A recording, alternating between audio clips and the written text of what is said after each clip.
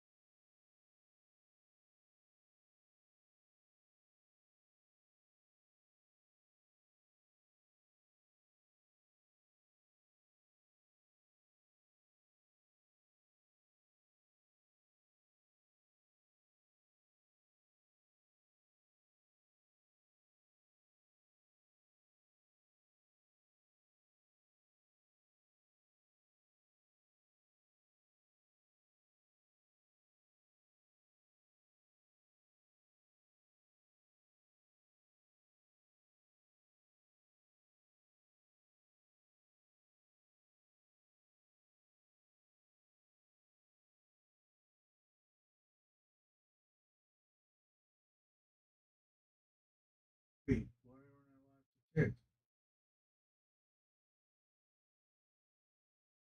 What?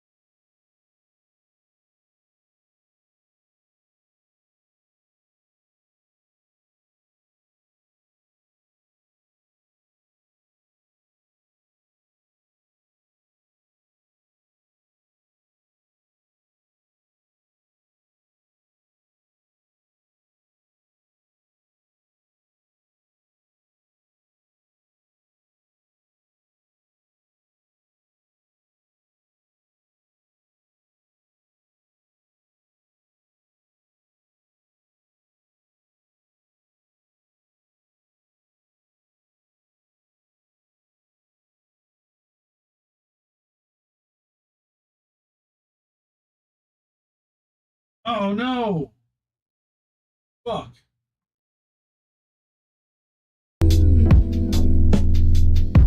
I think that they'll stay in the past. Oh, you can hear me. If that's all Sorry. that I lost My mic. Oops.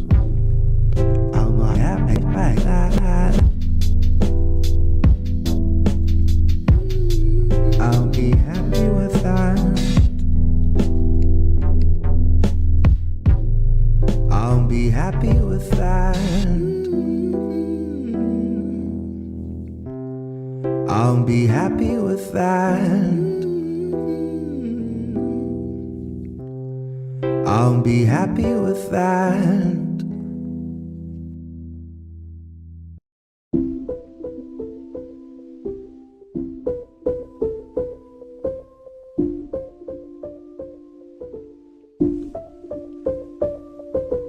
They won't let you go, set you free, or send you home.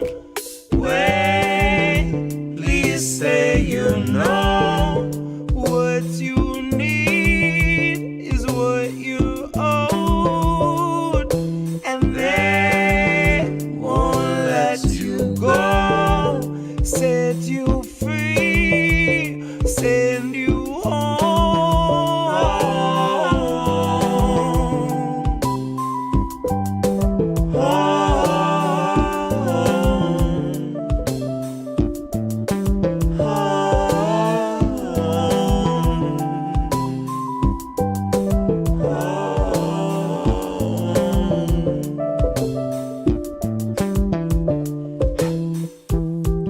close enough to smell the fire. Jesus took the wheel and then he kicked me off the ride. I was busy shouting at myself from in the crowd, about to throw down and drag myself outside. I had to give myself the business. When I show myself forgiveness, it goes right between the eyes. Was looking past my shoulder, never focused on the prize. I stalked myself through burning sand the better part of 40 nights. I found myself staring in the mirror, yelling, go into the light. Cause I was in the rear view, staring at the highway, horrified. I was in the road ahead, arms wide, ready to be mummified. Gonna be the fella yelling how he's sick of always betting on his life. I'll also be the guy that brought the dice. Half a dozen chambers and I keep an empty 5. Only needed one to break the ice. Only needed one to clear my mind. Only needed one to stop time. Wait, please say you know what you need is what you owed, and they won't let you go. Set you free, send you home.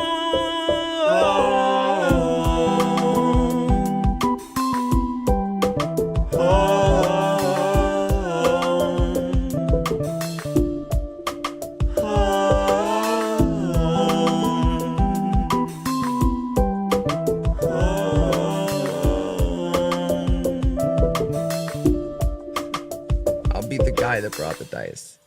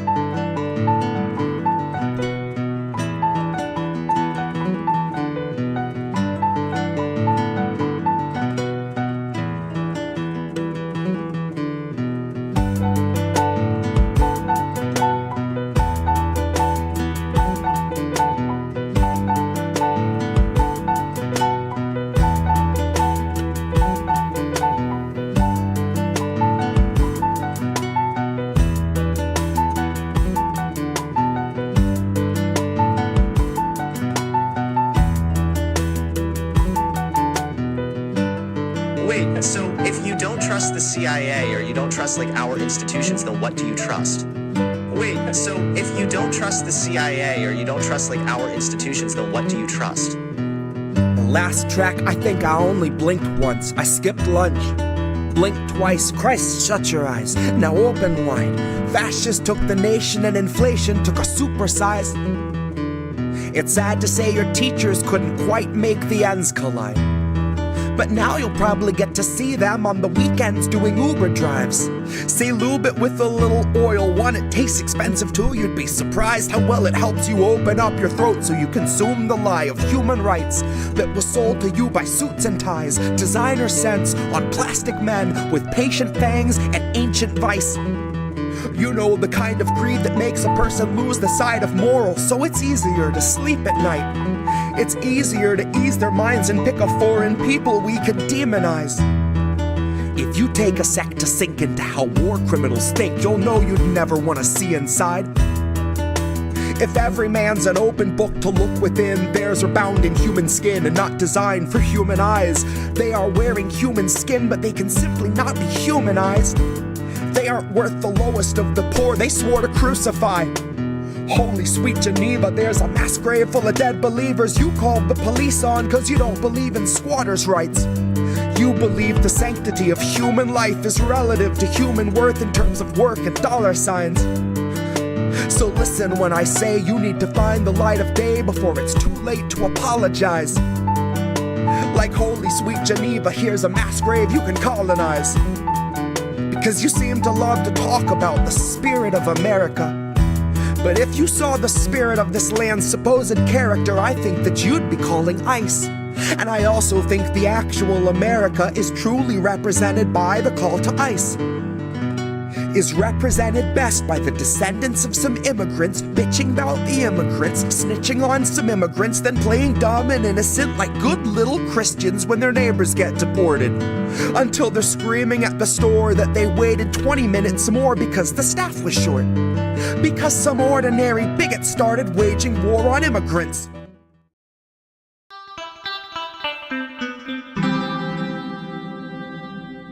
Who are these people? Who are these people? Oh my God. Max Sarge, 105 in Humboldt County. Yeah, it's hot out there. I'm It's with hot. you, dog. It's It's fucking hot, bro. Florida's been record heat for like 2 weeks. What's up, Rafiki? What's up? What's up, everyone? Descent in Bloom. Good to see you. You're about to get featured in a few minutes. And same thing with our friend Anthony Malecki. We're going to talk a little bit about his sister-in-law and what's going on there. Hey, everyone. Oh, by the way, it's Sunday night. It's Indy and Reef here. And it's How Do We Miss That on INN, in case anyone didn't already know that. I'm guessing since you're here, you knew. But for everyone on the podcast that isn't already here, hi, everyone. Kate, we appreciate you being here every Sunday night, too. Thank you. Fuck, it's a Sunday. Yes, how about that? It is Sunday, and We're fucked. that's how I feel about everything right now. We're fucked.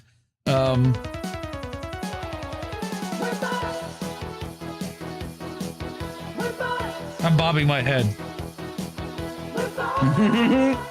You can't see it, but I'm nodding my head. Nodders. Nodders.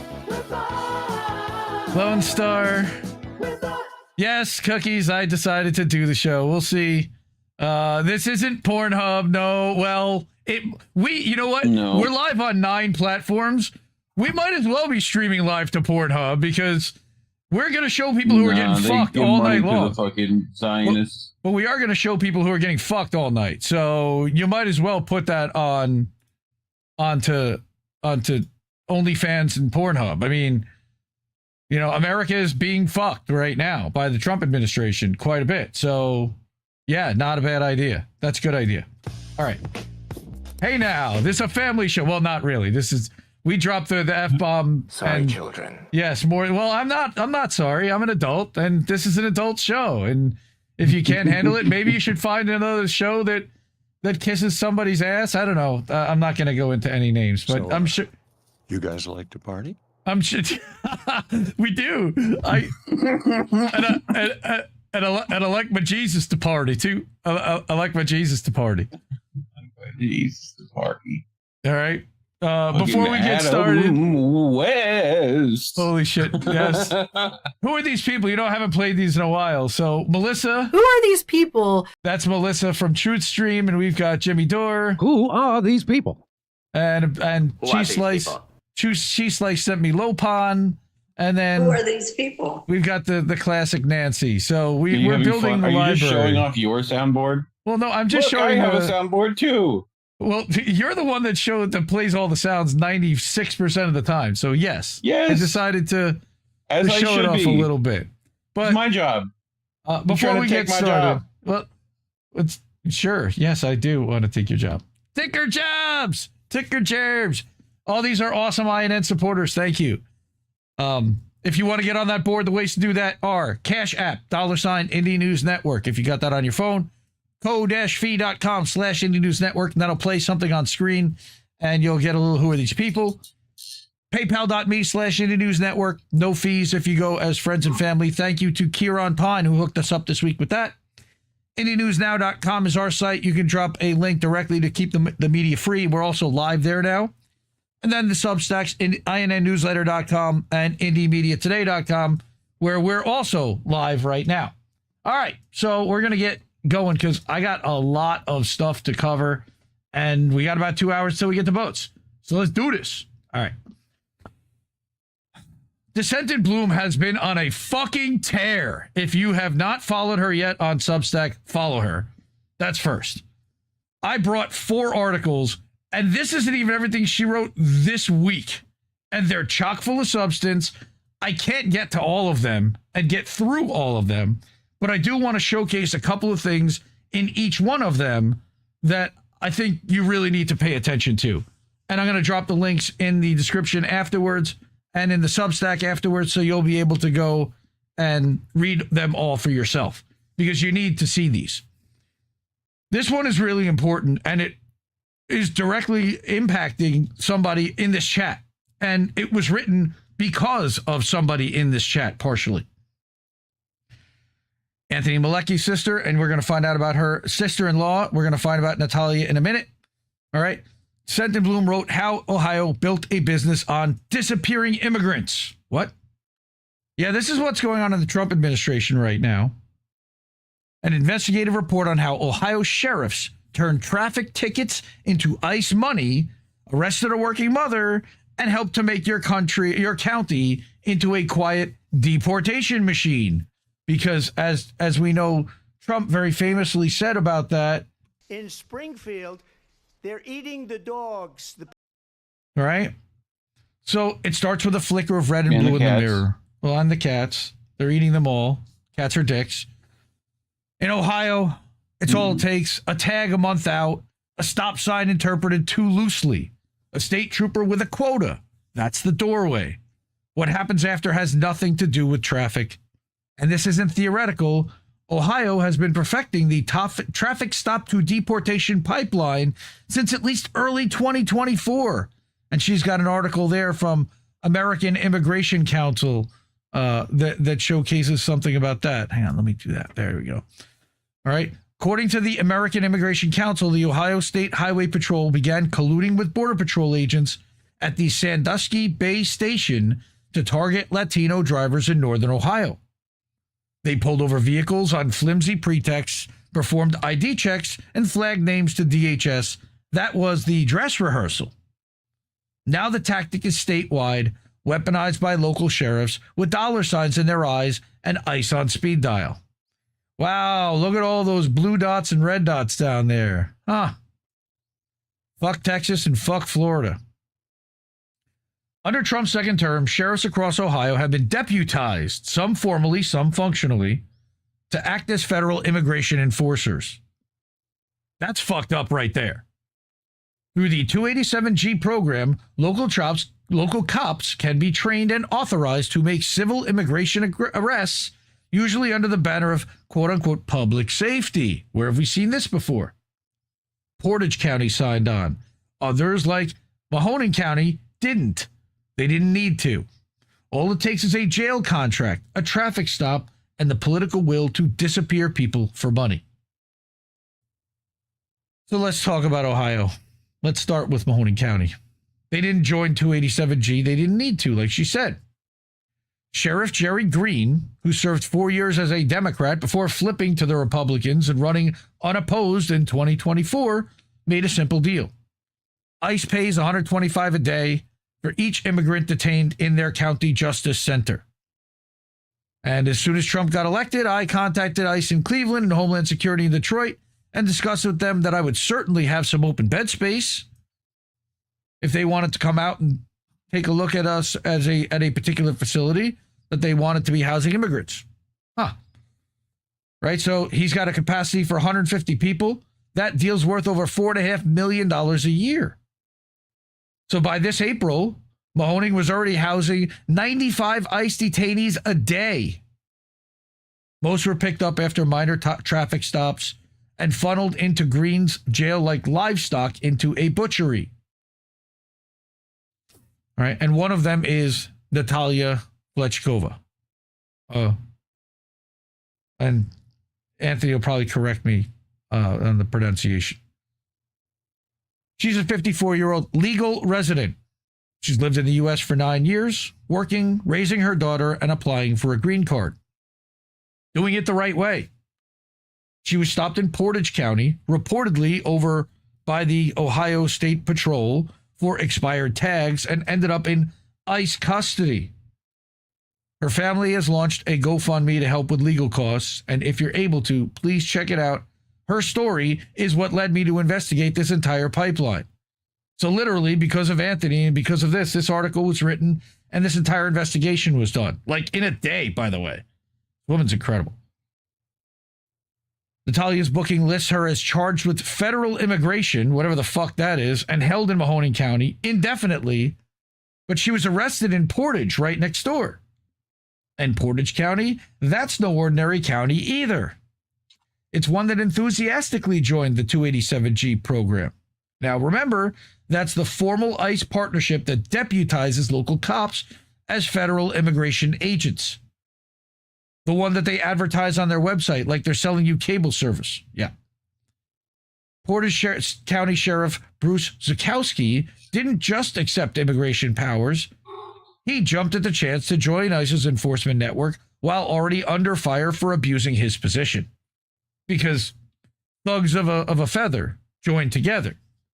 So Zukowski actually said that he is surprised that more sheriffs haven't already signed on to this because of how much safer he believes it'll make their communities.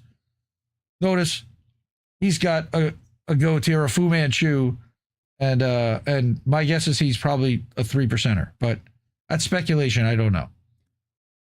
In 2024, though, this same man was accused of using jail inmates as free labor for his re-election campaign.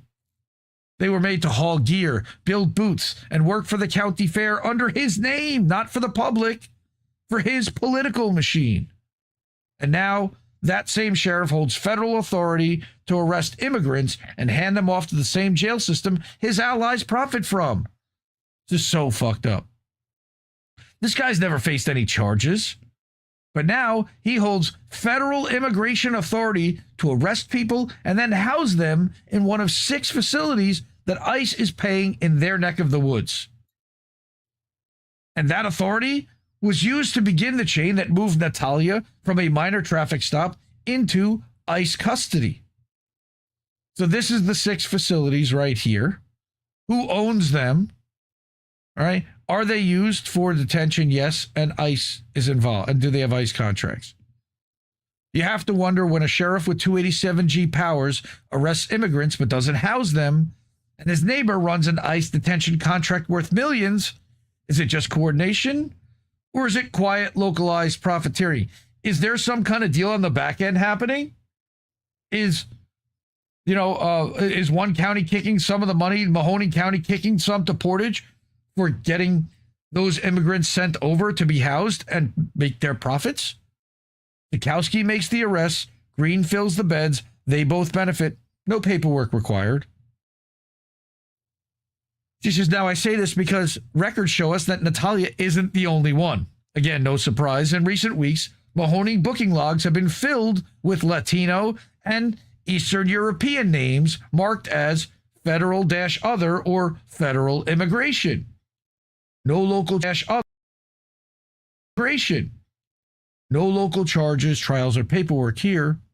Just bodies moved like inventory.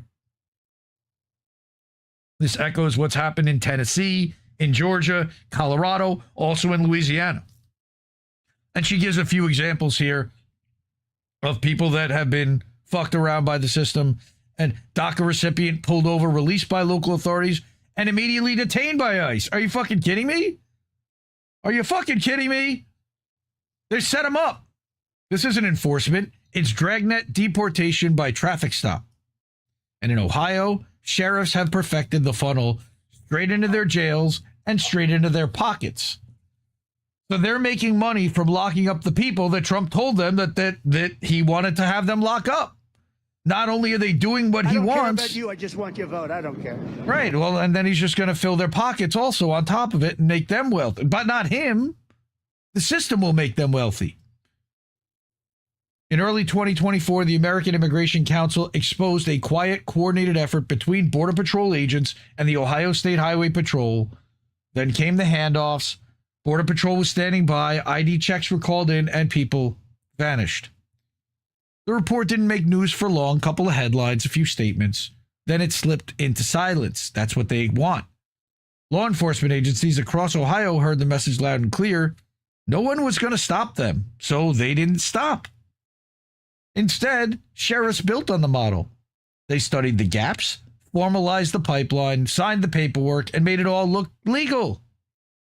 By the time this year rolled around, the deportation machine was already up and running. All it needed was fuel. That's people. And it came from traffic stops like the one that took Natalia. She wasn't an outlier. She was a test case. She was proof that their system works. Not the system, but their system. A legal resident with no criminal record, caught between county lines and jurisdictional doublespeak, pulled into ICE custody like it was the natural next step in a bureaucratic routine. Right, and now, right away. It's scary. And now the logs in Mahoning keep filling up. Names marked federal other. No charges, no court dates, just bodies moved like free. Eastern European, Latino, poor. In their minds, disposable. The sheriffs cash the checks, the jails fill the beds, and the lights keep flashing in rearview mirrors across the state. In America, we don't need black sites. We have county roads. We don't need secret police. We have deputies with ICE on speed dial. We don't need to disappear people in the night. We just need a tail light out, a judge who won't ask questions, and a country willing to look away. Ohio had already built the blueprint, and no one else is coming to tear it down unless we do. All right? So that's number one. And that's Natalia. We got to make more room for Ukrainian refugees. All right. So on Tuesday, Anthony posted on his Twitter, update on Natalia. Today we got her car out of impound finally after all the bullshit bureaucracy, them losing paperwork, etc. Now remember, she was taken into custody, I think, in July or June. And her court date has been fast-tracked to Thursday, which I don't know what happened there. I didn't see the post. But where she will petition for a release on parole and a legal status change, we have an idea of how that's probably going to go, unfortunately. But I made a joke to him privately that her car got a faster due process than she did. What the fuck? Yeah. That's the car, by the way. Right? So this is the GoFundMe. They've raised over $1,000 for her already. She's going to need more than that to pay for lawyers and to cover costs while she's in jail. Remember, she is a working mother. She's got a kid. Driving a box truck. I guarantee you she's lost her job at this point. Thank you to everyone that has contributed and supported so far. And thank you to Dissent in Bloom for caring and writing this article. It, like, helping change lives. And Anthony, I'm sure, will give us an update that I'll put up later. All right. This is another really important article that our friend wrote this week. Again, she's in chat, so say thank you and say hi if you can in YouTube. America's new police state, the leaked memo you need to see. And this one is fucking crazy. I saw this. I'm like, really? And nobody else is talking about this? A leaked memo from DHS reveals a terrifying plan to merge military power with immigration enforcement, and it ain't just about the immigrants. And Whitney Webb has been saying for a long time that all of this surveillance was not about keeping everyone out. It's about keeping us in and watching everything we do, and then profiting from it and pushing out the people that they don't want, that'll fight the system. They only want people that'll go along. So she says, for decades, we've invested trillions of our tax dollars into building the largest military force on earth, believing it was meant to protect us from outside threats. Well, no, we were sold the lie that it was meant to protect us from outside threats. We believed it because we were propagandized to believe that, when all it did was make us unsafer and make us the bully of the world. Now the barrel is turning inward, and this leaked memo from DHS tells us exactly how. All this military equipment that they have that they weren't able to use overseas, well, they're going to use it domestically. They say it's protecting you from the threat of immigrants. That's the story they sell. But history shows the bars built for them always close on you. There's a reason they want an army this big, and it ain't just for the immigrants. So, dated August 2nd, that was 8 days ago, 2025, the memo describes a closed-door meeting between Trump's Secretary of Defense, Pete Hegseth, Whiskey Pete, the highest-ranking officer in the U.S. military, the general responsible for defending American soil, okay, and also a former Fox News contributor, of course, senior Pentagon advisors, and the leadership of ICE and Border Patrol. Their focus was not on overseas wars, but on how to merge military power with immigration enforcement inside the United States. Wait, I thought that was illegal. It was written by one Philip Hegseth, a senior advisor to DHS Secretary Kristi Noem, and the go-between for Homeland Secretary Security and the Pentagon. Not to be confused again with his older brother Pete, the former Fox anchor who now serves as Secretary of Defense. That's Philip. He kind of looks a little like Whiskey Pete. Older brother writes the plan. The other one commands the troops. That ain't national security. That's family business in building a police state. Trump also runs a family business. In its own words, the memo promises 100% success if the Pentagon and Homeland Security foster new ideas on national security and illegal immigration. Yeah, let's make a police state, and then you'll have 100% success. We'll watch and listen to everybody. Amazing. It explicitly pushes for a verbal agreement to place Pentagon staff directly inside ICE and Border Patrol. You know, the kind you can't FOIA, subpoena, or easily challenge in court. Huh. How convenient. It tells America's highest-ranking military generals that they must feel the urgency of the Homeland Defense mission, whatever the fuck that means. I hope their assholes are closed. And even tries to sell that immigration is the same as Al-Qaeda or ISIS cells and fighters operating freely inside America. Guys, are you wetting your fucking pants yet? You sound like pussies. Yes, you read that right. They're comparing migrants to ISIS. ISIS, by the way, Dissent in Bloom, is CIA and Israel-backed and funded. Notice how they never attack Israel's secret intelligence service. Right. Notice how they never attack Israelis or anyone friendly to, to Western interests. Mm-hmm. And right now, they're running Syria. All right? Yep. Here's the thing. This isn't just a plan on paper. 6 weeks before this memo was written, Pete Hegseth's office quietly ordered 700 active duty soldiers to detention facilities in Florida, Texas, and Louisiana to assist, quote unquote, ICE. The Pentagon called it support, but on the ground, it meant U.S. troops were already working immigration enforcement missions long before this ever leaked. Now, I want you to remember that this memo exists in public view only because it was leaked. Whether the deal it pushed for ever happened is locked inside a so-called verbal agreement, quote unquote, only known to those in the room. The best shot at truth is a whistleblower, or Pete Hegseth getting sloppy drunk and dropping a journalist into another top secret signal chat. That's funny. That already happened twice, I think, right? I mean, we know he dropped Jeffrey Gold, another top secret signal chat. That's funny. That already happened twice, I think, right? I mean, we know he dropped Jeffrey Goldberg into the reconnection. Hopefully we're back. Are we back? Yeah, your internet's kind of weird. Fuck!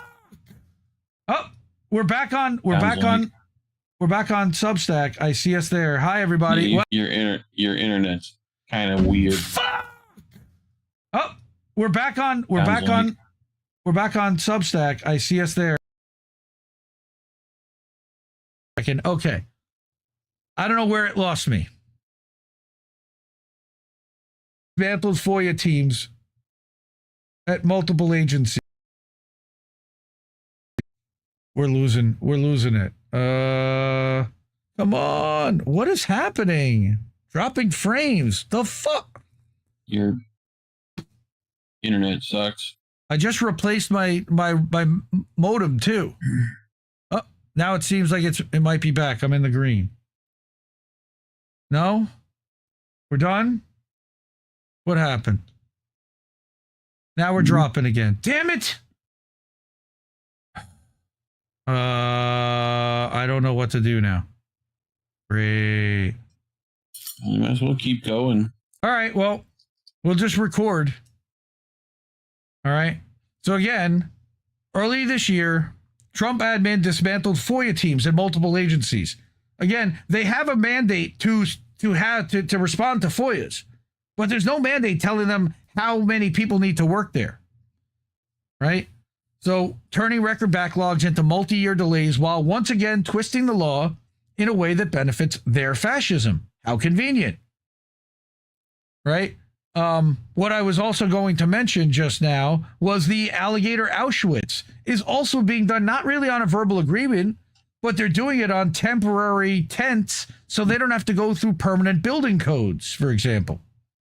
Right?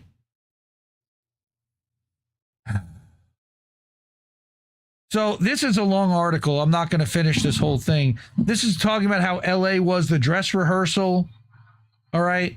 And then how historically we've seen this before. And she makes a comparison to 1933 Germany and the Reichstag fire. All right. Using a false flag type of event to ramp up authoritarianism. Hopefully we're back now, folks. Sorry, everyone. Sorry, children. All right. And then it's saying that the military has targeted Americans for protesting before. Look at Kent State when the National Guard troops opened fire on unarmed college students protesting Vietnam. Right. This is the danger we face when military forces brought into our streets under the pretext of security. The difference between crowd control and a massacre can be one order, one moment of panic, or one leader who sees political advantage in violence. And we know Trump sees political advantage in violence. All right, once soldiers are in position, the potential for abuse is not theoretical. History tells us it's inevitable. We saw this last year at Columbia University with the cops. I mean, how many attacks on these unarmed kids were there? A lot. Right? Today, that may be the migrants. Tomorrow, it could be you. All it takes is for dissent to be rebranded as danger. But fear is what they're counting on. And this is really important. This is why I brought this, right? They expect you to be afraid and to allow them to continue to abuse human rights. Please don't be afraid. And even if you are, fight back with your hands trembling. I am. Fear keeps us silent while they disappear our neighbors. Fear keeps us frozen while they break the people who cannot fight back. We have to stand for those who have no one else. Think of the elderly, the sick, the disabled, and the children. Think like this little girl.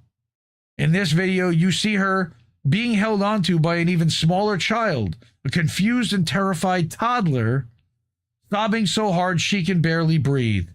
She's begging them not to take her dad, and then a woman hugs her, tries to console her. But how do you console a child who's lost everything? She tells them how mom died not long ago and the only parent she has left is being dragged away by masked men.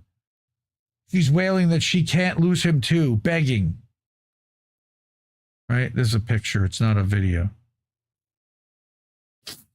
This moment won't fade for her. It'll etch itself into her developing mind, shaping how she sees safety and trust and love for the rest of her life. Psychologists know that when children are torn from their parents, it disrupts their emotional and social development, leaving scars that can manifest as anxiety, depression, and difficulty forming healthy relationships. At minimum, a child's sense of the world as a safe place shatters, replaced by the lesson that the people who are supposed to protect you can also take everything from you. This is not just an arrest, it's a wound that'll follow her into adulthood. So now, so know that the expectation that you'll be scared, that you'll comply in advance, is the very fuel they run on, because fascists win when people are silent, cut off, and convinced they're powerless, as Jett wrote.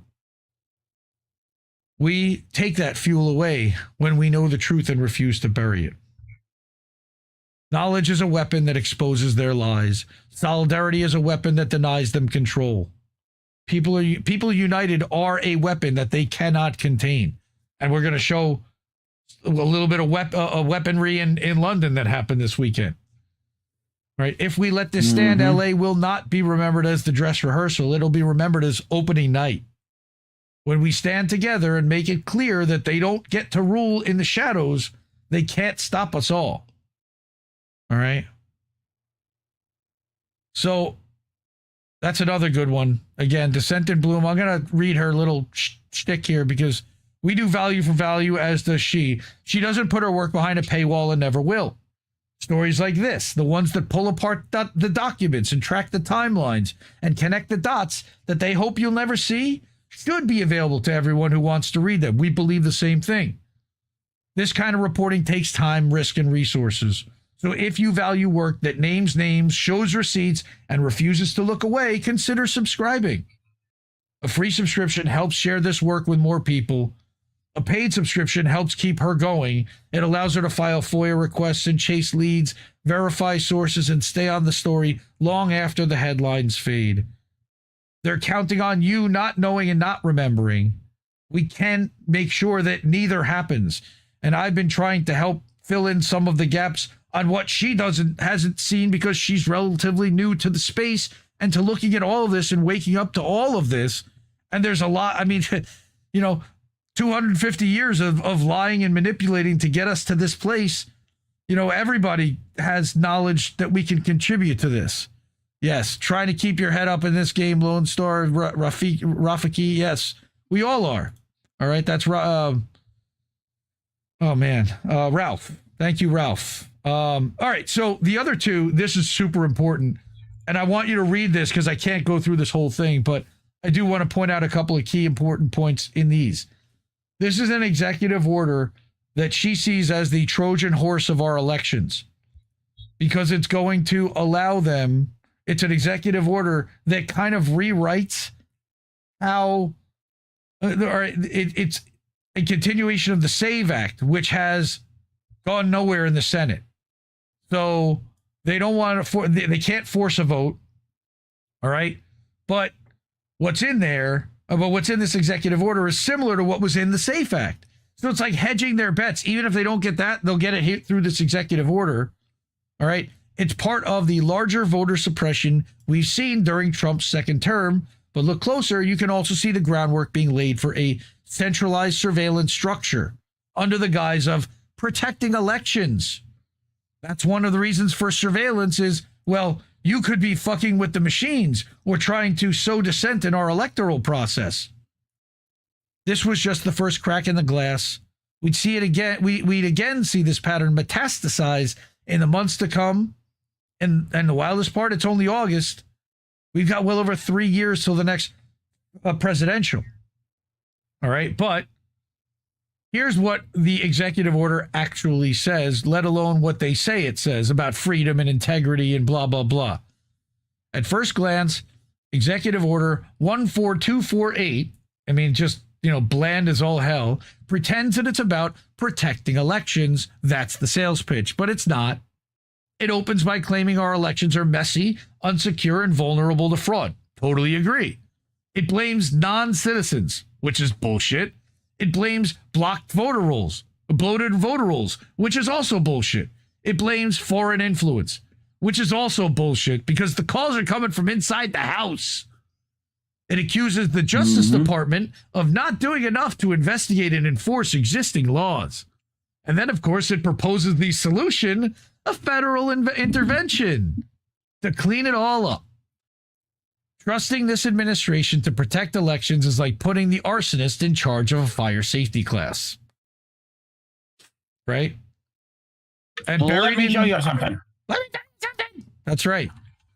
So here's what it means. If you live in a state that tries to protect voter access, this order says the federal government can now pressure that state to change its rules.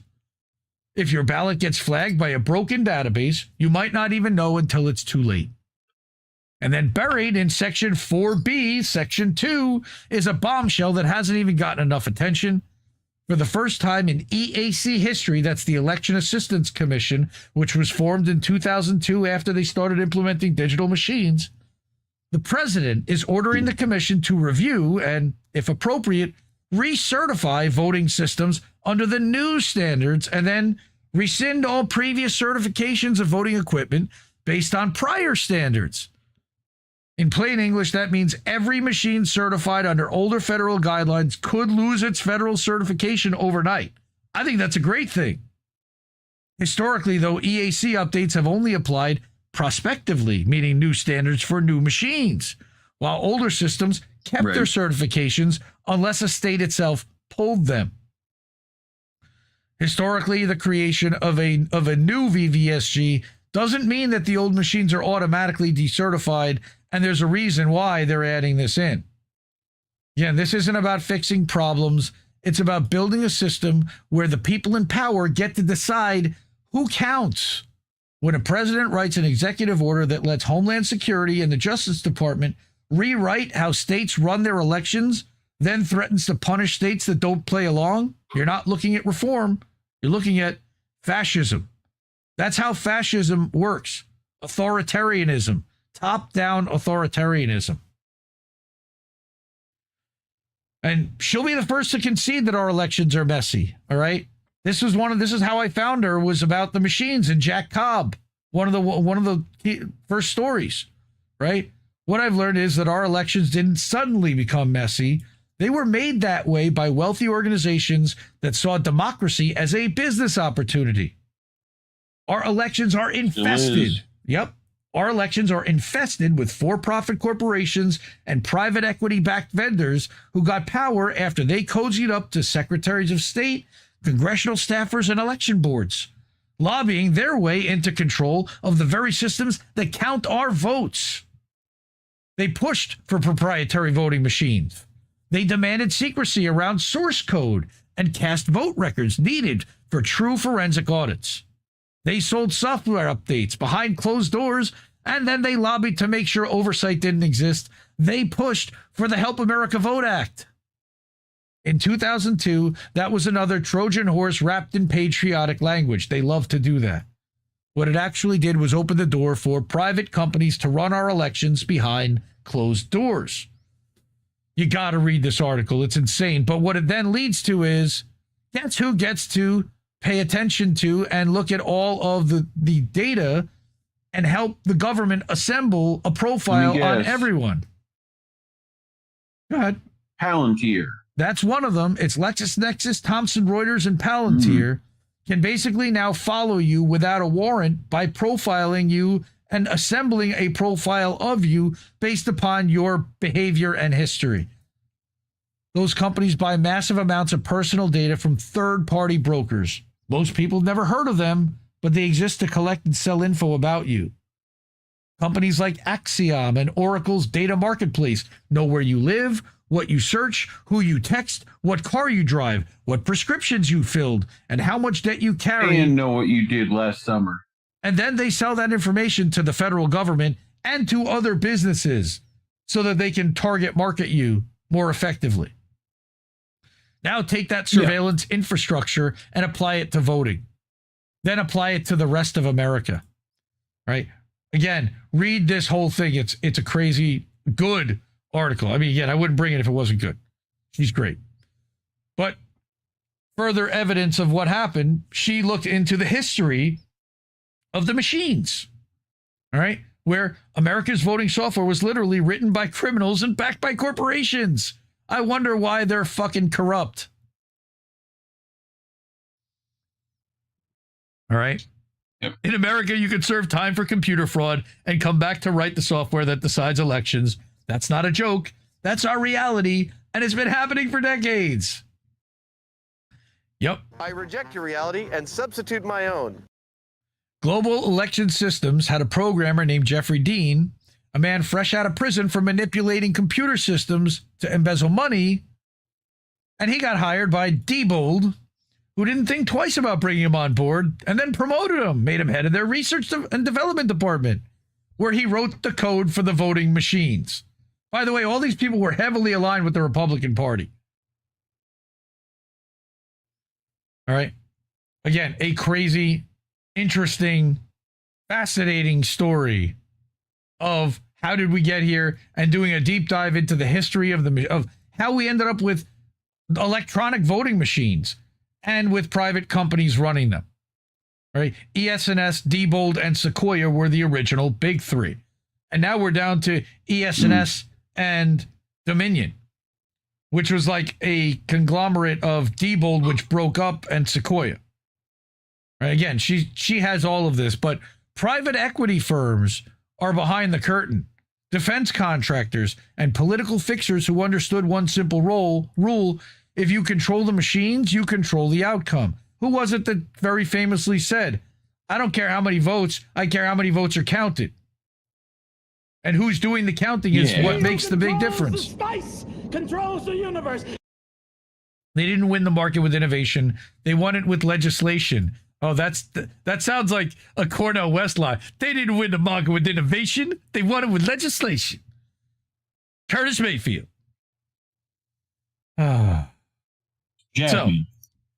So, and Miles Davis. Oh, Miles Davis.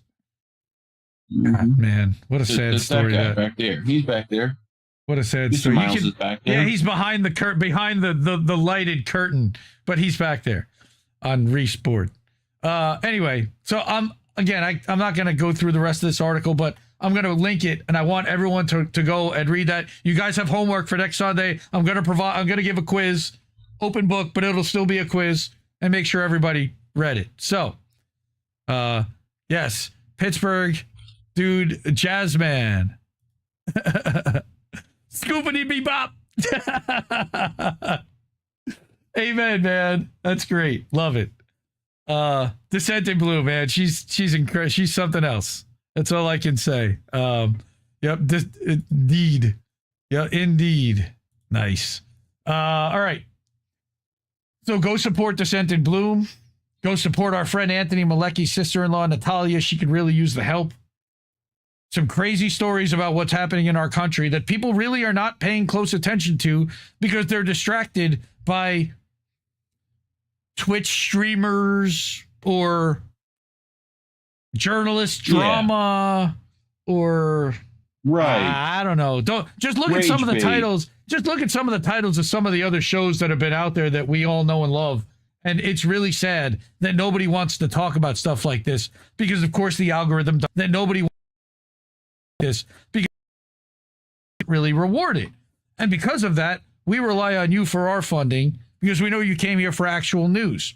So if you want to join that board and become another supporter like the people over there, incredible people, especially the people that are highlighted there, thank you so much. And Ralph Mejia, man, thank you again, hooking us up. And Kieran Pine this week, Descent in Bloom, man, thank you. She also is a supporter of this network, and we really, really greatly appreciate that. Cash App, $Indie News Network. No fees there. ko-fi.com/Indie News Network, and it'll show up on screen. PayPal.me/Indie News Network. Do it as friends and family, no fees. IndieNewsNow.com is our news website where you can not just see INN stuff, but stuff across independent media that we believe in and support. And then at the Substacks at INNnewsletter.com, that's for the network. And IndieMediaToday.com, that's my newsletter where I publish alerts for this show, and all the clips for this show go out as individual podcasts on a daily basis every morning at 8:30 a.m. Eastern. All right, I know that took a while, but there were so many important stories to get to there. And she wrote, and those aren't even all of them. You could spend hours. I told her I could have done a 2-hour show just covering your articles this week if I wanted to. But there's so much else happening too. And I appreciate Descent in Bloom for all she does. And she's a dynamo, a full-time nurse, RN, a mom, and engaged, and runs a foundation on top. Like, I don't know how she got time to do all this research and everything, but man, do I appreciate it. And man, does it make me just kind of shake my head and say how lucky we are to have people like her out there doing this. Seriously. All right. So now, guess what time it is, everyone, kids? It's time for Fuck Israel. Yay. I need an applause line for that. It's time for Fuck Israel, everyone. Mm-hmm. Who are these people? No, well, these people are those are our supporters. But no, the first person I want to bring up is Indie Media Award honoree Paula Iacella. All right, incredible Assange activist who has been posting every day on her Facebook an image talking about what day it is since the last blockade and any serious aid has gotten in, any food. This is day 161. And she then puts a whole summary in her post, but I'm just going to show the graphic. I got a lot of stuff to show this week. 161 days without food, water, or medicine. Israel's aid plan for Gaza is a key part of its strategy to corral Palestinians into concentration camps to expel or kill, which is their final stage of ethnic cleansing. The Gaza Humanitarian Foundation, which is the most gaslighting name I've ever seen. Those sites are human slaughterhouses. Aid systems are a tactic of Israel's genocide. The clock's been ticking since March 2nd. And you see across the graphic in yellow, it says, aid drops crush Gaza children. And we're going to show a little bit of that. Not that, but the result of that. But before we do that, the first thing I wanted to bring was a video from Mossab Abu Toha. All right. This is an Egyptian video. This is most of you have not seen yet. It was filmed aboard an Egyptian aid plane and aired on Egyptian TV. All right. Just 3 hours ago, it captured even more shocking scenes of devastation. Again, this was 4 days ago. The Egyptian journalist describes Gaza as the city of rubble. صورة حزينة في غزة. صورة حزينة لهذا الواقع. There's no sound. هذه هي غزة التي كانت. This is what Israel does not want the world to see. I mean, just compare and contrast New English. English, motherfucker, do you speak it? Hiroshima, Nagasaki. It's worse. I mean, it's worse. Britain after the bombings. Yeah, it's way worse. I don't know why there's no sound, but that's what he describes. It's shocking, city of rubble. And then they're going to show more scenes in a second. This is insane. And, I mean, it's what we knew has been happening and what they are trying to gaslight into saying, well, Hamas has been blowing up every building in Gaza. What do you mean? That's Netanyahu literally came out and said that. It hasn't been the IDF, it's been Hamas. There you go. Here's even more overhead helicopter footage. There's people walking along a corridor. And then just piles of rubble that used to be buildings and homes and apartments and shops and life. Businesses and, hospitals and schools and banks. From Furkan Gozukara, all right? This is a time-lapse, the first time-lapse video of ethnic cleansing in history. All right? And this is 19 seconds. 2023, you see all the green. 2024, it starts disappearing. 2025. 23, 24, 25. Almost no green anywhere, especially in Gaza. There was green early on. There was city. There was life. There was activity. Then there was stuff down here. Again, all gone. All gone. Mm-hmm. I mean, there's barely a fence line. You can see because they moved that fence line in 1.5 miles. We know this already. So, speaking of that aid drop stuff, and we talked about aid drops last week about how Andy Worthington was saying, well, maybe, hopefully there's aid drops. And I saw that, what's his Zoran, that fucking dumbass liberal. All right. All right. Zoran was like, oh, or airdrops, that's a good thing. No, airdrops are a bad thing, okay? Airdrops are woefully inadequate. Okay, airdrops injure people, and airdrops are usually dropped into areas where the fucking IDF shoots people for going. So, again, let's watch this one. Lands right on a group of people. Oh, there was sound. We just didn't hear it. This kid was killed when an aid crate dropped on his head and killed him instantly. Yep.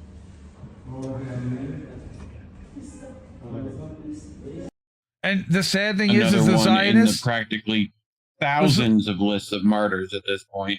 The Zionists would call this Pallywood, and they would say that he's staged and a crisis actor.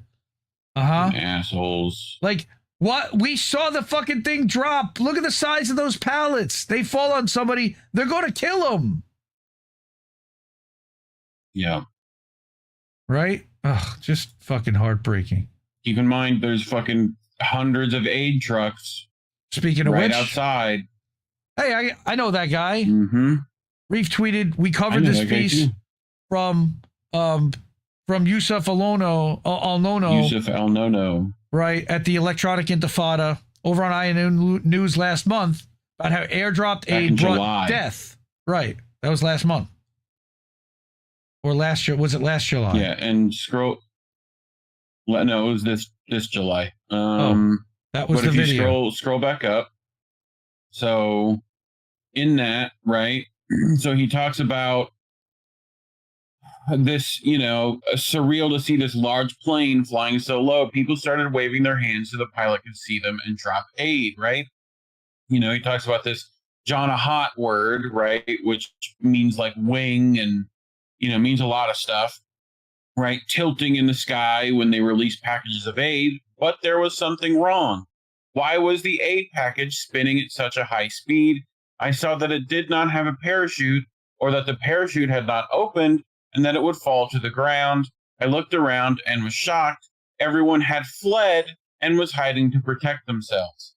I didn't know where to go, and suddenly the first one fell with a huge crash that spread dust everywhere. While I was trying to avoid the package, the second one fell on a donkey, killing it. Its owner had been forced to leave it while he ran for his life. All of this happened in the blink of an eye. I was shocked by the sight of blood everywhere. I stepped forward to where the first box had dropped and pulled a box of dates from it. So this has been happening. Yep. Children know to avoid these boxes. Like, on top of the fact that they've been dropping fucking drugs in the aid, and we covered that a couple weeks ago. Oh, not to mention the aid generally full of mold and fucking outdated supplies. Right. Here's another one. All right. Now remember, the Israelis are denying that they have been blocking the aid into Gaza, which is unbelievable. But literally, they have citizens with children standing and blocking trucks. This was August 4th at 3 o'clock in the morning. All right. Israelis bringing their children to obstruct aid trucks while entering through Allenby Bridge in Jericho to head to Gaza, where 2 million people are being systematically starved and bombed. Children. I mean, every one of those parents should be in jail. But Indy, they teach their kids to hate us. Right. Right. Here's the quality of people that we're dealing with. Israeli doctors urging the bombing of Gaza hospitals. Urging. Fuck Israel. So, this one will really upset the shit out of me. Again and again. Normal Island News writes parody, and she's having a hard time writing parody these days. It's so fucking difficult. She says, Palestinian footballer dies of quote-unquote natural causes after bullet strikes him in aid queue. Fucking, yeah. Suleiman Al-Obeid, a renowned footballer nicknamed the Palestinian Pele, has sadly died of natural causes after a bullet struck him while he was queuing for aid near Rafah. He was 41 years old, which is an old man in Gaza, by the way. Most of the football world has fallen silent, but UEFA posted this heartfelt tribute that was carefully worded to avoid telling too much of the truth. Farewell to Suleiman Al-Obeid, the Palestinian Pele, a talent who gave hope to countless children even in the darkest of times. Al-Obeid was Yeah, queuing. who killed him? Well, you know what? Oh, I had that. I don't know where it was. I had that tweet asking, oh, who killed him? But, oh, here it is. Yeah. Can you tell us how he died? Where he died, where and why? Yeah, how exactly. and where and why? Like, yeah. Right. There's the tweet from UEFA, which is, you know, European football, right? All the experts. Oh, so wait, I skipped a. Al-Obeid was queuing for aid at a distribution site which was run by the kind people at the Gaza Humanitarian Foundation.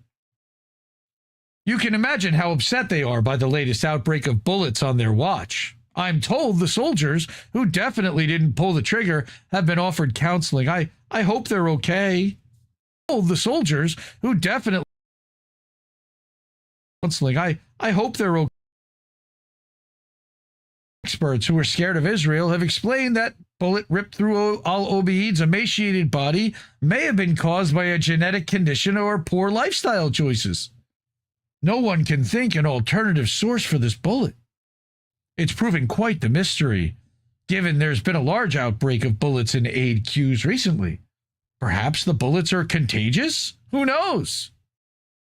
Even more mysteriously, contagious. A total of 662 Palestinian athletes and coaches have died in Gaza since October 7th of 2023, all of natural causes. It's a pandemic. Such as bombs and bullets. These deaths just happened to coincide with Israel destroying 288 sports facilities, including stadiums, training grounds, gyms, and clubhouses. Thankfully, FIFA has confirmed Israel won't be kicked out of any football tournaments because of this sort of thing. It's only bad when Russia does it. Yep. Only Laura at Normal Island News could somehow make that even close to funny or show how ridiculous it is. I also want to mention that our friend Gordon Dimmack wrote a beautiful tribute to Suleiman. So go read it at gordondimmack.com today. He went into the player and the man and the reason why he was revered. And he said that if this guy were from Argentina or Spain, he'd have been revered worldwide. And his death, his murder, would have been made newspapers in every fucking sports section around the world. Everywhere. Imagine they bombed Messi. Imagine they shot Messi while he was waiting in line. Imagine they shot Ronaldo while he was waiting in line for fucking food while they were starving him. Fuck Israel. And here's another reason why I say fuck Israel. This happened today.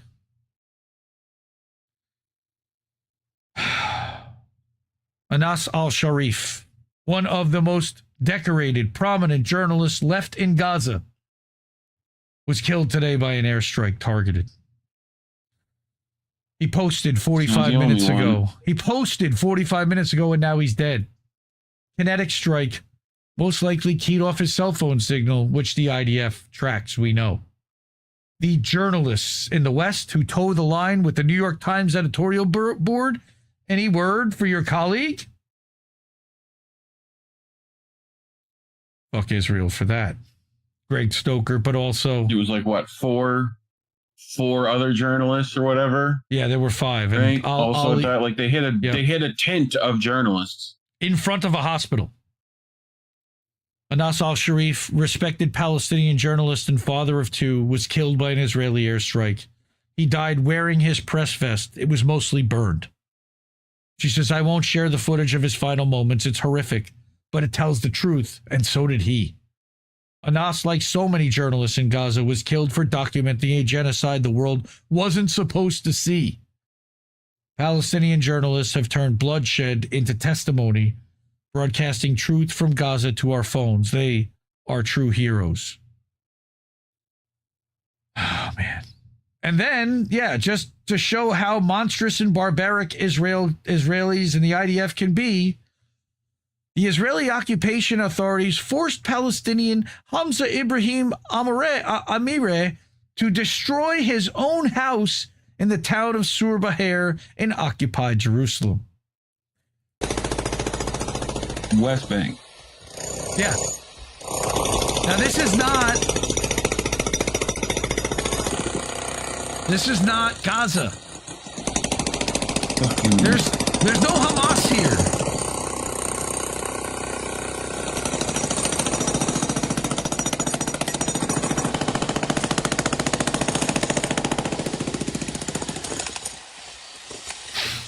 Like, this guy has to do this in his own house. How fucking dystopian can it be? Like, you have to jackhammer your entire concrete house? Ridiculous. Ridiculous. Words are not enough to describe. Now, also, remember that there's this whole thing about how they elected Hamas. They elected Hamas. Well, first of all, there hasn't been an election in Gaza since 2006. So, and half the population still under 18, so they never voted for Hamas. 18.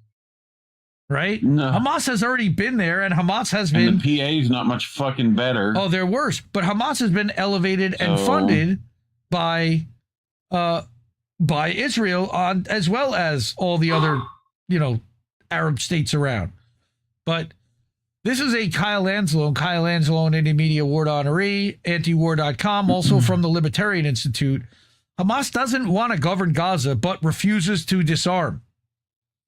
So in an interview with Saudi media, a top Hamas official said the group wanted to give up governing Gaza once the Israeli occupation ends, but is not willing to disarm.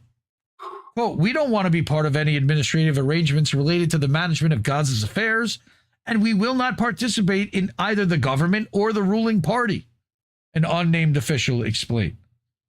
Additionally, he said that Hamas did not want to have a role at border crossings or escorting aid deliveries into Gaza.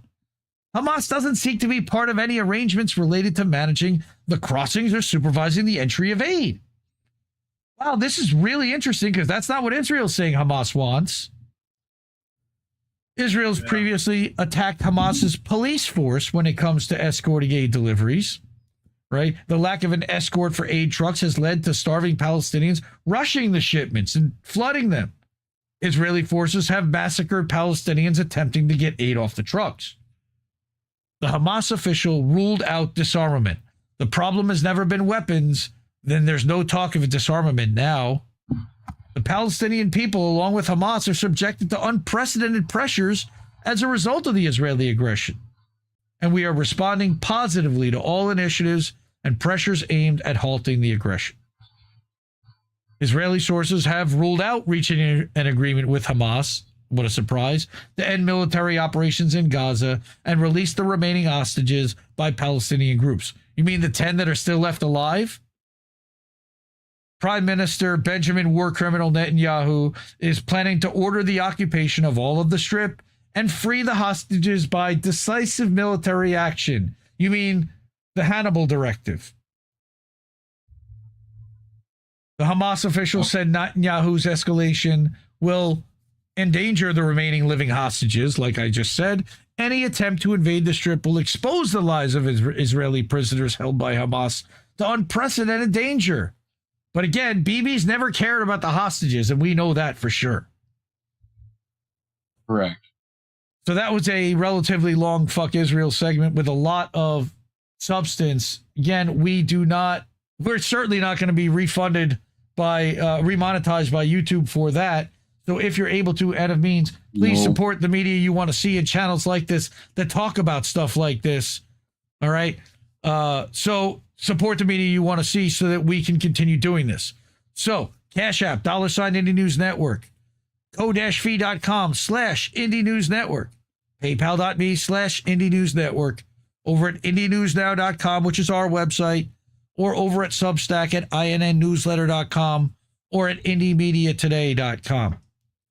I saw somebody in chat say something about how that they want to silence us and that fuck Israel segments are great, but I'm not going to stop doing them because we go live to 9 platforms specifically so that they cannot shut us down. Even if there's 5 of you that show up at our website, I'm going to keep doing this. I'm going to keep talking about this, and I'm going to keep publishing it out to Substack and everywhere else that won't block me from doing so. All right. The third thing on my agenda for tonight, after talking about the Descent in Bloom stories and fuck Israel, is to talk a little bit about what the hell's going on in London with their authoritarian ramp up and crackdown. Now, we've been following the story of Indie Media Award honoree and friend of the show, friend of the network, Gordon Dimmack, independent journalist over in the UK, fighter for press freedom for Julian Assange, friend of ours. So what Gordon wrote, and we covered a couple weeks ago, Gordon actually said he was going to, when Palestine Action had the proscription against them, which deemed them a terrorist group and they disbanded, Gordon said he was going to walk into a police station, declare that he supports Palestine Action and he opposes genocide and see what happens. But that he's going to do it with a clear conscience. And we covered that a couple times. Well, here's his latest follow-up, which was 7 words, 14 years.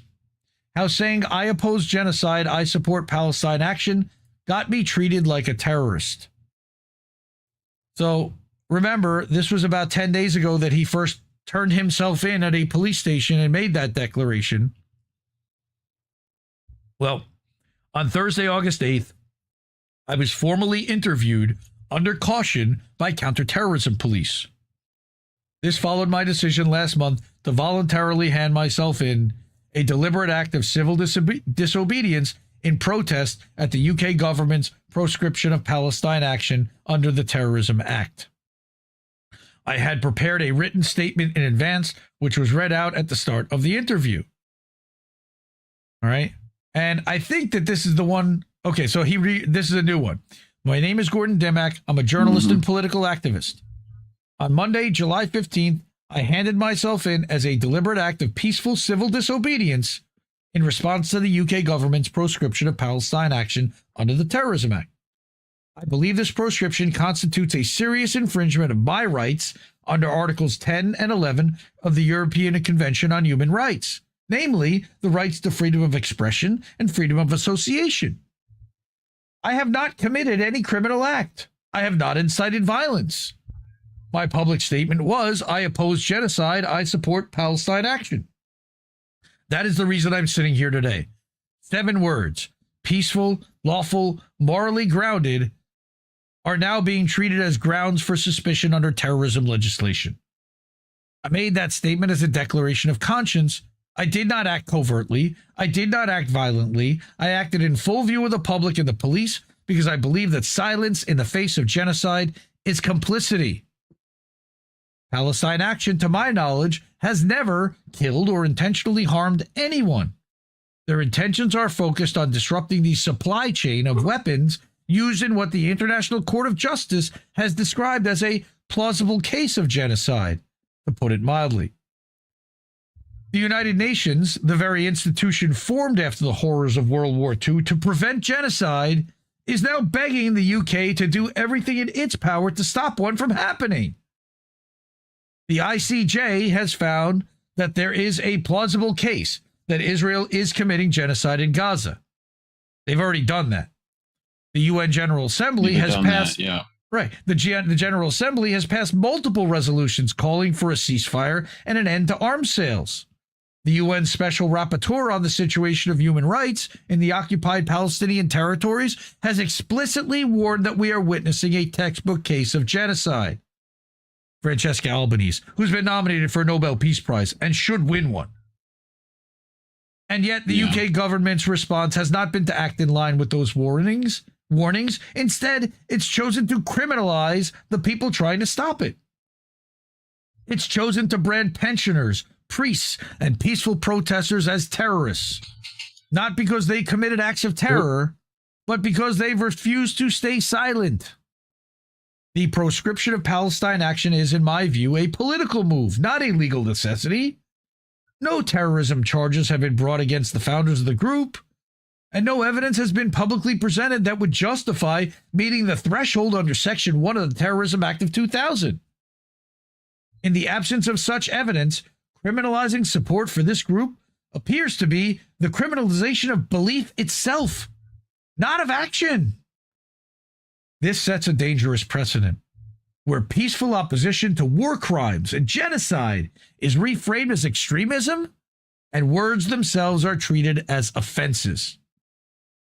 He says, I've written extensively about these matters on my blog and social media platforms. My views aren't secret. I don't hide what I believe. I act openly, without violence, and in accordance with both my conscience and international legal obligations. I would also remind the officers conducting this interview that the police are bound by the Human Rights Act of 1998 to act in accordance with the European Convention on Human Rights.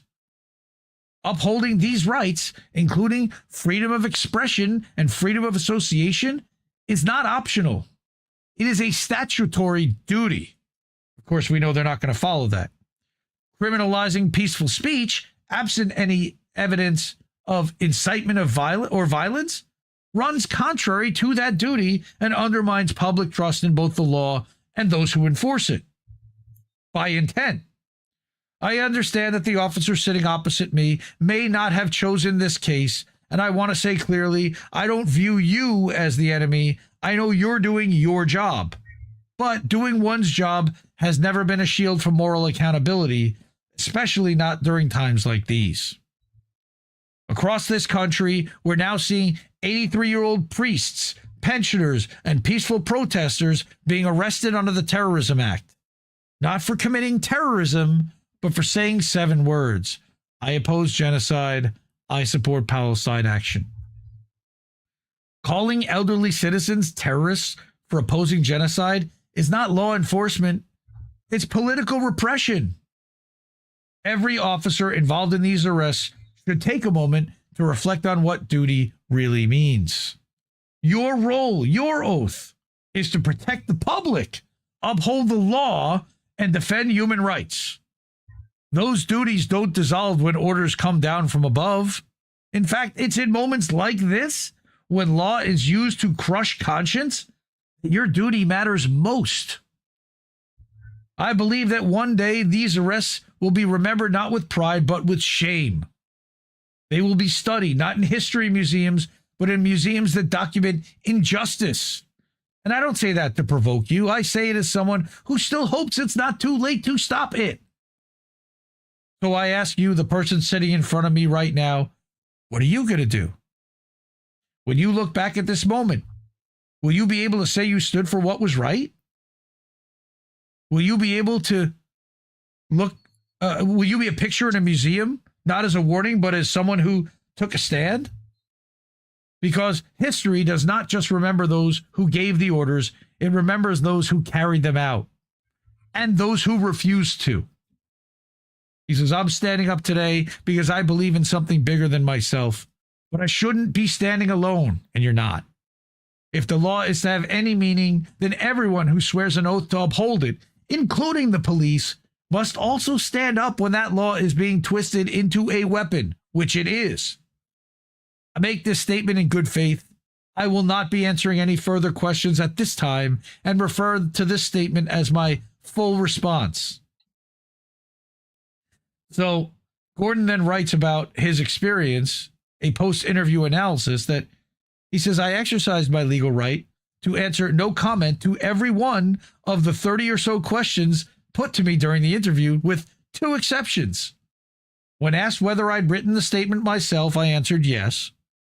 And when asked if I supported Hamas, I replied, no comment, Pierce Morgan. My solicitor and I burst out laughing. The officers did not. Do you condemn Hamas?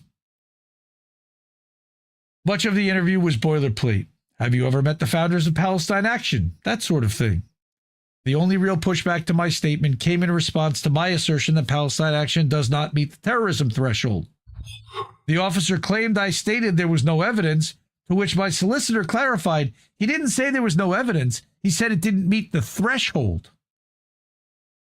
The officer went on to cite the Bryce Norton incident as justification for the group's proscription, meaning the incident of putting paint on the plane, which we covered on this show.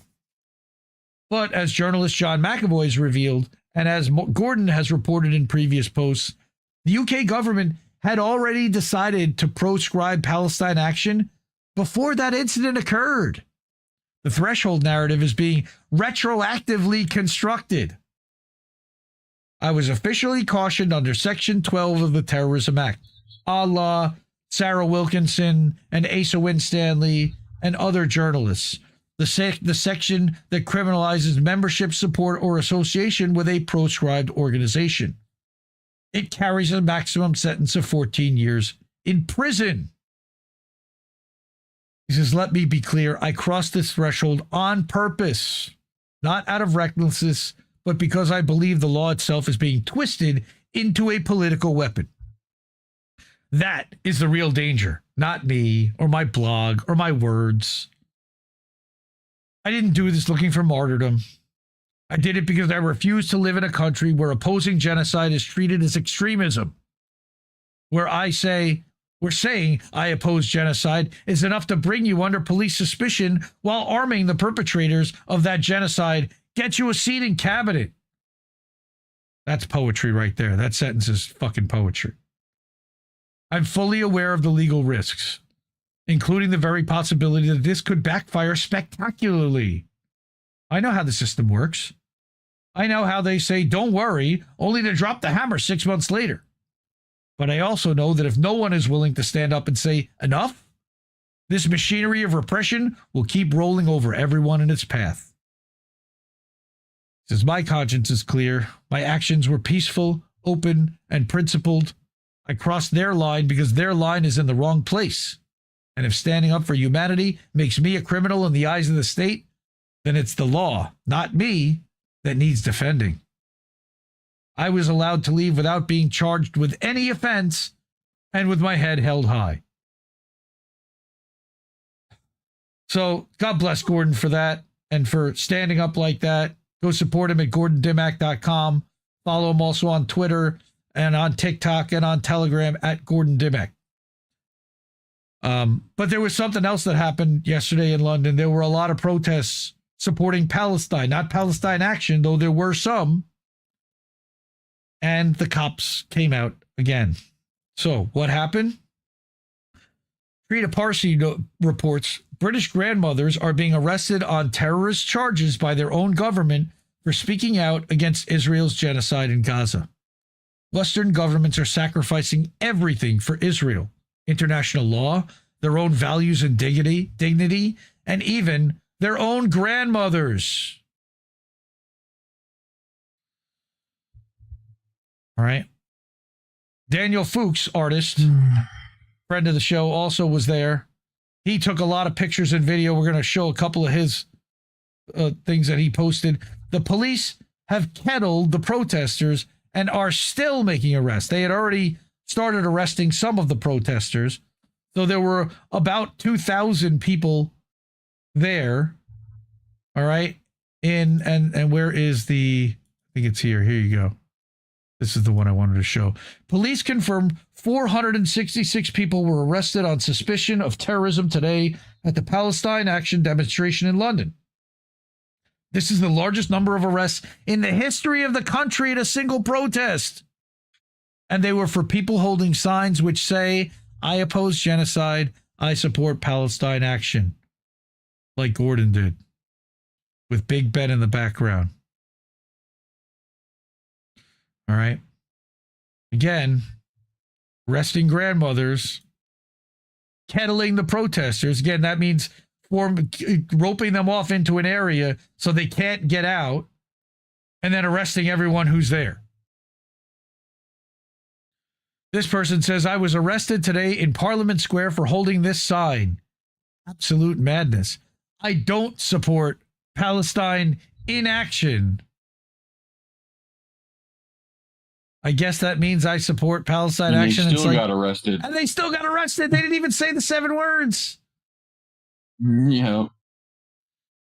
Our upside down Orwellian country, little old ladies are terrorists instead of those committing genocide. We need to wake up and recognize who our politicians really are. And again, let's watch this one. This is unfucking real. 2 minutes and 15 seconds as they carry a woman to arrest.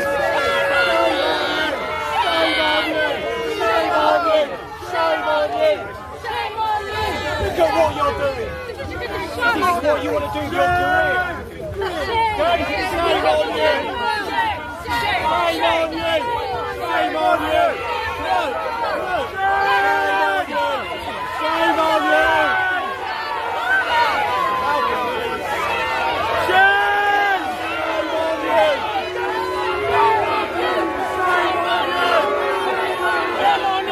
So they're arresting this grandmother, and this goes on and on and on and on and on and on and on and on and on. And there she is. Look at how close he gets to her. Shame on you! She's got a fucking cane. Shame on you! They don't care. Shame. Shame. It sounds like Rachel Maddow almost saying that. It's really funny. Here's another video from Daniel. All right, this is a minute long as they're arresting another one. And literally lifting her up and carrying her. Right, you ready? Yep. Everyone happy? We start moving. Fucking despicable. This is definitely a positive use of police force, right? We should be arresting the genociders and the arms dealers and the politicians who are colluding.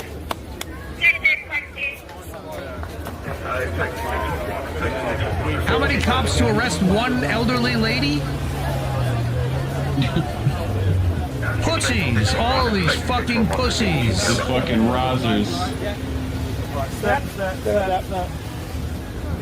Inspector 611, Inspector 611. Yeah, you guys can stay on this side, it's fine. As long as you don't go to the other side, alright? A-cab. Inspector 611, can you please just pick up that big quake? Daniel said that they had actually...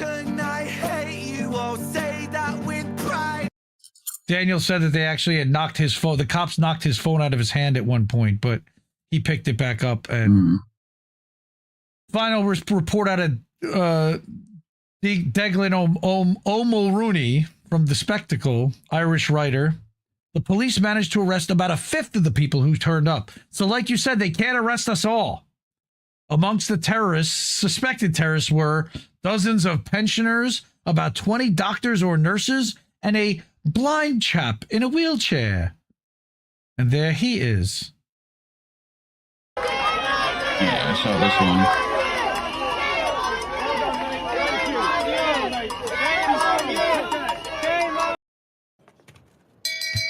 Seriously. Shame. Shame.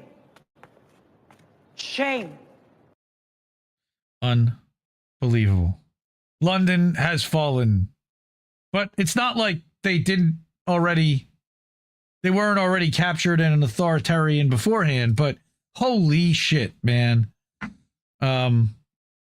They don't need to arrest people. They know nothing will come of these protests. No, they want to arrest people. They do need to. They need to make a public spectacle. They want to silence dissent. Yeah. Period. They need to silence people that are. Yeah. And get everybody in line, Cookies. That's really how I feel Send about them to the Tower of London. Yeah, Cavishwari Cape. Remember Father Daniel Berrigan? Remember Daniel Berrigan. Yes. I mean, it's crazy. They don't care about your protests. No, there's only one option left, and nobody has the balls to do it. Well, there's more than one. Look, the financial boycott. Yes, I agree with you. And guillotines are right there. GUILLOTINE. But I know they don't have the balls to do it. They're too comfortable in their lives. Yeah, Dissent in Bloom. Free Palestine. Shame on you, Britain, but I'm not surprised. Just look at your imperialist roots. No better than America. Yeah. I mean, it's infuriating to see what's happening here. Right? Why is Rachel shaming her? I don't know, but he's coming to a Substack near you. Coming to a It's Substack not. newsletter near I you. promise. Uh-huh. Sure. Go watch Game of Thrones. Just don't watch the last 2 seasons. Well, last season. Well, talking about don't watch that. Authoritarianism in London also will not get us remonetized by YouTube. So if you're able to and of means, please support independent media by some other means like Cash App, $ Indie News Network, or ko-fi.com/Indie News Network, or over at PayPal at Indie News Network, or at IndieNewsNow.com. That's our news website. At INNnewsletter.com for the network, or at indiemediatoday.com, which is also houses this show. All right. Yeah, that certainly does help. And again, thank you to everyone that has contributed. Mastermind Hour says, I would be really upset if I didn't realize this is all just a simulation anyway. Yes, we are living in the Matrix for sure. I would love to hit the reset button some days. Wouldn't be bad. Yep, the world has fallen, or Ralph is also saying, correction, the governments around the world have shown us what they are. More that they've shown their asses, and that, you know, they basically have dropped any pretense that they're doing anything on our behalf. All right, well, this is good. We have some time to get to a lightning round, and then we have a little time to take a break before boats at midnight Eastern. So I have a couple of stories that I'm not going to read in full, but did want to show. And again, links to these will be in the Substack about from the show afterwards. So first one is from Sludge, independent outlet, written by David Moore, talking about how senators, what a surprise, claim to care about starvation in Gaza, then they vote for more bombs. And again, this is not a surprise to anyone that watches this show. But Senate Democrats signed a letter calling for urgent delivery of humanitarian aid in Gaza. It's performative theater because Trump's in office. They all sent the stuff there. Yeah. They did this under Biden and they were silent. But now that Trump is in office... And they were definitely going to do it under fucking Harris as well. Right. They were going to hold her accountable. Sure. All right. So, again, they signed a letter, a strongly worded letter. All right. But then they voted last week for the sale of offensive bombs to Israel's military and assault rifles for the IDF, for the police force. That's nice. 27 Senate Democrats voted in favor of a resolution introduced by Senator Sheepdog Bernie Sanders that sought to block the sale of specific weapons to Israel for its war in Gaza. All right.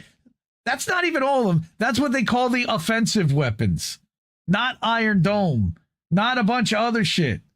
And Senator Bernie Sanders knows that there aren't enough senators that would vote against that. So it costs him nothing to put this up. And then he's got half the progressive left screaming, Bernie's fighting for us. You fucking morons. Okay. Among Democratic senators, the count was a new high watermark for Sanders' resolutions disapproving of a certain offensive weapons sales to Israel.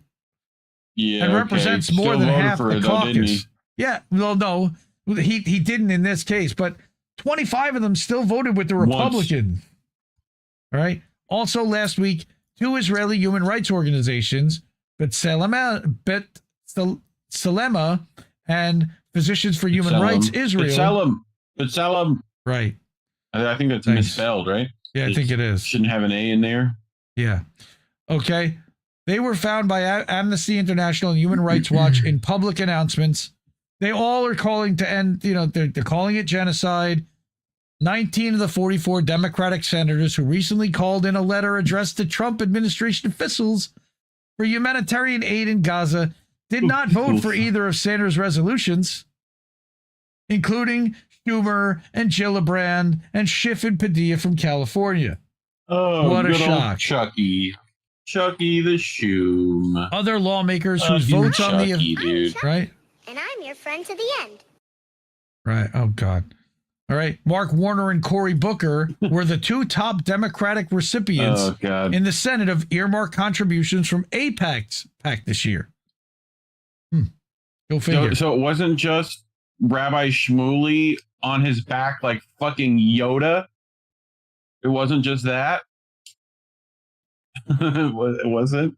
Allegedly, that was Shmuley, right? I thought it was definitely that. The resolution would have stopped the resolution, which again went through and would have stopped the sales approved by Trump admin of $676 million of bombs and $24 million of firearms to Israel, signaling the senator's disapproval on humanitarian grounds. It didn't do that. Sanders' office has underscored its view. Especially when, like, I mean, Well, we're going to need all that bomb money that Ukraine is taking and give it to Israel. That's going to be happening at some point. Mm-hmm. So they're going to have to figure that out. The packages are just a slice of the enormous weapons sales and military funding that the U.S. approves for Israel annually. In 24, it provided a record $18 billion in military aid to Israel, according to analyst Stephen Semler of Polygraph. And we've covered Stephen Semler articles on this show before. All right.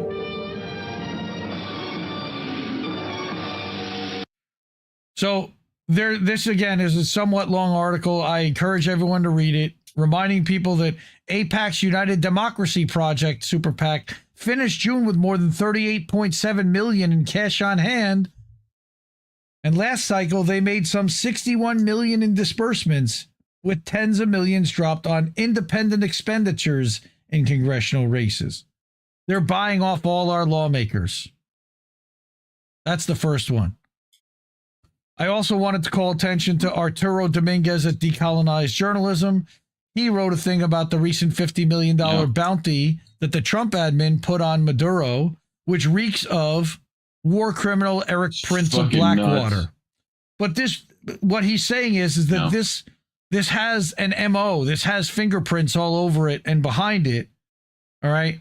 And that they just announced that an increase in the reward for Maduro's head. And then Maduro turned around and put a $50 million bonus bounty on Trump's head, which was hilarious. Last year, though, after Venezuela's most recent election, war criminal Eric Prince sought to have the bounty on Maduro increase to $100 million, saying he would lead a violent coup of the Venezuelan government if the Biden administration did so. Prince even recruited Florida Senator Voldemort Rick Scott and Marco Rubio, now Secretary of State, to lead the efforts to secure the money he was seeking. He even began fundraising from individuals with no word on where that money is. What a shock. Eric Prince raising dark money? Never. So, again, this goes into how he wants to be the mercenary that basically takes out Venezuela and runs the country afterwards, or at least controls the puppet. And you got to read the rest of this article to learn about the rest of it. Check out and support Arturo over at Decolonized Journalism. Good dude. ExtremeArturo.substack.com. Third story is another one that it's an Alan McLeod, and he just published this the other day. All right. And this is about Larry Ellison's kid, who now owns a company called Skydance. Well, Skydance bought Paramount, and Skydance bought CBS, then made Barry Weiss like head of CBS News, apparently. Insane. After reaching an agreement with Trump, David Ellison, the son of the second richest man in the world, Larry Ellison, has acquired Paramount Global, the media giant that owns CBS News. Larry Ellison, the largest private funder of the IDF, is deeply tied to the Israeli national security state and counts Benjamin Netanyahu among his closest war criminal friends. His son David has already announced significant changes at CBS, promising unbiased news coverage, as long as it's slanted towards Israel, and varied ideological perspectives, as long as they support Israel, which are widely understood as a signal shift toward right-wing pro-Trump coverage. Pro-Israel coverage, true. 2. Worse still, Barry Weiss, a journalist with a long history of zealous pro-Israel advocacy, no, she's a Netanyahu toady, is being considered as the network's new ombudsman, shaping its political direction precisely because of her pro-Israel, pro-Zionism stance. Mint Press News examines Ellison's close ties to both Trump and Israel, Weiss's extensive career as Israel's most vocal supporter in the U.S., and what this means for the future of free and diverse speech in America. Again, this is one of the main corporate networks now being taken over by a son of a CIA defense contractor, Oracle. Although Skydance, Ellison's media empire, is officially headed by David, it's well understood that Father Larry holds both the purse strings and the reins of power. With a net worth of over $300 billion, placing him second on the Forbes list behind Elon Musk, Larry made his fortune by founding tech giant Oracle. Oracle started as a project for CIA. Indeed, it is named after Project Oracle, a 1970s CIA operation on which Ellison worked. For some time, CIA was Oracle's only customer until it began to win contracts with other agencies of the U.S. national security state. Today, although Oracle's customer base is much wider, it maintains its role as the privatized face of the CIA. Go read this Allen article. It is fascinating. All right, then it goes into, again, Barry Weiss, and The Dissident wrote a great article about that, also did a deep dive on Barry Weiss's background and history. We read through some of it about a month and a half ago, and I called it that Barry Weiss is a Netanyahu toady. It's a segment that's on the Indian INN YouTube channel, as well as one of the lightning round segments here on Indie Media Today and on INN's channel. But the Free Press, all right, that's the Substack that she founded with VC backing. All right, Barry could not have chosen a more Orwellian term for her authoritarian news outlet than taking a wrecking ball to Western journalists, the Western institutions on behalf of Israel, wrote a guy by the name of Autopilot. Even he knows what a fucking pathetic toady. Well, takes one CIA agent to recognize another one, I guess. The Free Press certainly has many powerful backers, having drawn investment from VCs such as Mark Andreessen and David Sachs, PayPal Mafia douchebags, as well as another Zionist, former Starbucks CEO Howard Schultz. Yet the price being quoted to Skydance for the sale of what remains little more than a Substack blog is remarkable. He wants to buy it. It just got valued at over $100 million. Now they're trying to sell it to him for over between $200 and $250 million. Basically buying a propaganda outlet. For context, in 2013, Jeff Bezos paid $250 million for the Washington Post, which was a lot more impactful worldwide than the Free Press. So, again, read this article by Alan McLeod. Do it. All right, real quickly, I did have a couple of GoFundMes and things for people. Again, that's our wall of fame. If you're able to share in a means and able to support, got a couple of bucks in your pocket, hook us up on Cash App or Ko-fi, PayPal, our website or Substacks. You see all the links there on the screen. But I did want to show this. Our friend Joe Blank, we talked about Joe Blank last week and how he had put out a buy me a coffee, that he was really in a tough spot, needs to move out of his house. He was inspired to draw, and if anyone wants to buy these, they're available for sale. This is a pencil drawing of Richard Medhurst and looks like a black and white photograph. It's so fucking lifelike. Original 8.5 by 11 inch pencil portrait of Richard Medhurst done in UD nano diamond graphite on cream drawing paper. He said, I've been wanting to draw him since forever. Finally took the time to devote himself to the effort. He really loves it and hopes his appreciation for Richard's work shows. That's amazing. But he didn't only draw Richard this week. He also drew Whitney Webb. So that's an 8 by 8 pencil portrait in the same style. Audible gave him a second free trial, so he immediately downloaded volume 1 of One Nation Under Blackmail, something he's been wanting to do. After finishing Richard Medhurst the other day, I figured she's great all her own. Why not take the time and draw her? So here you are. The original is available, asking $150 with domestic shipping included. And you can either reply, reach out via DM, or visit his Buy Me a Coffee link if it's still available. All right. Shop, gallery, some of his previous work, random posts. All right. Or if you're just super kind and want to help a semi-disabled, starving artist keep drawing awesome people, any patronage is greatly supported. And again, That's his. This is his GoFundMe or go. You know, his buy me a coffee right here, and you can buy Joe a Lucky Strike. All right, and then again, I wanted to mention earlier we talked about Cowboy Kitty, Anthony Malecki's GoFundMe for his sister-in-law Natalia, working mother taken by ICE. Please help. They've raised over $1,000. They're about a quarter of the way to their goal. She'll probably need more than that. But again, a single mother. I don't even know if she's a single mother. She's a mom. Box truck driver taking care of her daughter. Been here 9 years. Applying for a green card in process. Taken into ICE custody and disappeared basically indefinitely. She was supposed to have a trial, and I thought she was supposed to get out. Last I heard, as of Friday night, she still was not out. Anthony, let me know. Is she out yet or not? I don't know. Terrible. But, yeah, please, if you're able to.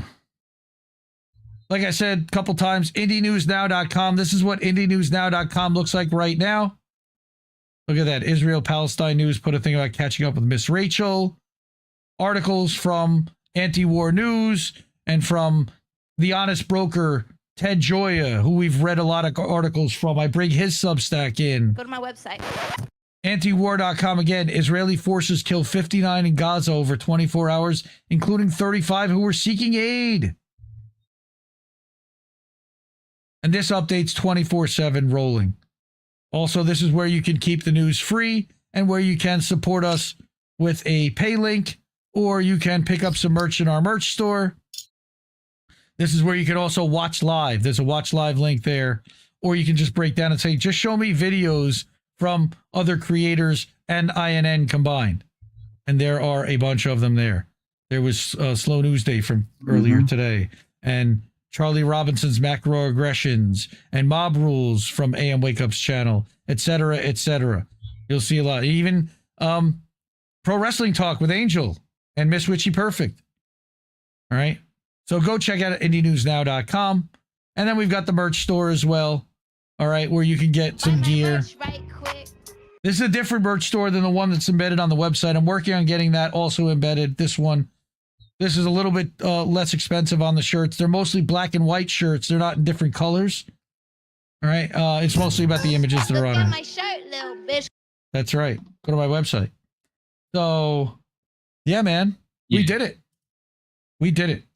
So before we head out of here, these again are the amazing people that support our network financially, that have given us a tip somewhere on Rumble, on YouTube, on one of these places, Cash App, $, Indie News Network, ko-fi.com/Indie News Network, paypal.me/Indie News Network, IndieNewsNow.com, which we just showed you, or over at Substack at INNnewsletter.com, where we're about to be live for boats smashing into other boats to do our react show, or at IndieMediaToday.com, where this show has been live the entire for the last couple of hours. Thank you to everybody on Substack at Indie Media Today who has been watching, who's joined. Welcome to Decensored News. I see has popped in. Good to see you. Seven Sign Soul, thank you for chatting over there. I wish more people did. Fred Edward did, I saw. Good to see everyone, really. That's it. That we can chat over there, and I'm reading that and I'm seeing it. So thank you again. Lily, likes. Yeah, likes if you got him. Lily's over on Rumble. Lily's great. Thank you, Lily. Appreciate you. Lone Star Viz. Thank you. Appreciate that. All right. Free Richie. I don't know what that's about, but free Natalia for sure. And support independent media because we need it more than ever. Because what the hell else are we doing here? You know, corporate media is lying to you. Half independent media is even fumbling the ball half the time. So please, you know, we need all the time. someone. We need someone to hold someone accountable here. So thank you for everyone that is, and we're gonna keep doing it here. So thanks for supporting it, really. And have a good night, everyone. We'll see you for boats soon. We gonna party. Mwah. Ciao, baby. No! We just fucking lost the stream! No, we didn't, but we did earlier.